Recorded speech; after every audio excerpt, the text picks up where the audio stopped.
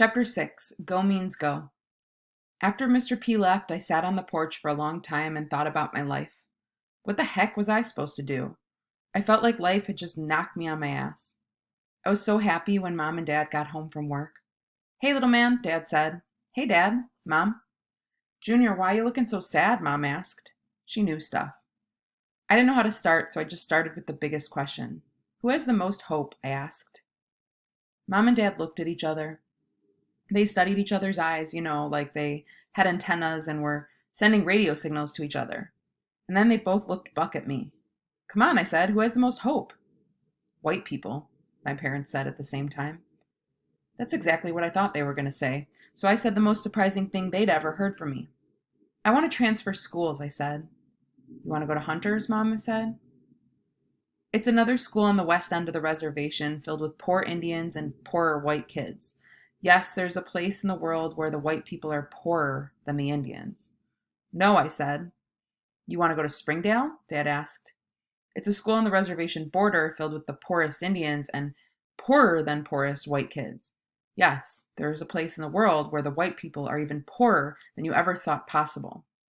"I want to go to Reardon," I said. Reardon is the rich white farm town that sits in the wheat fields exactly 22 miles away from the res. And it's a hick town, I suppose, filled with farmers and rednecks and racist cops who stop every Indian that drives through. During one week when I was little, Dad got stopped 3 times for DWI, driving while Indian. But Reardon has one of the best small schools in the state with a computer room and huge chemistry lab and a drama club and 2 basketball gyms.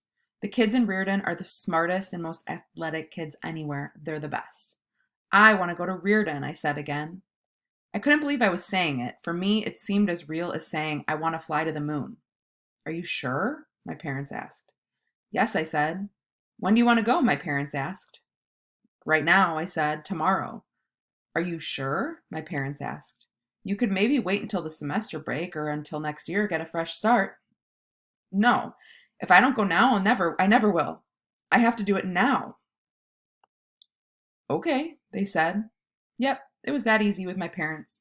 It was almost like they'd been waiting for me to ask them if I could go to Reardon, like they were psychics or something. I mean, they've always known that I'm weird and ambitious, so maybe they expect me to do the weirdest things possible. And going to Reardon is truly a strange idea. But it isn't weird that my parents so quickly agreed with my plans. They want a better life for my sister and me. My sister is running away to get lost, but I'm running away because I want to find something. And my parents love me so much that they want to help me. Yeah, Dad is a drunk and Mom is an ex-drunk, but they don't want their kids to be drunks. "It's going to be hard to get you to Reardon," Dad said. "We can't afford to move there.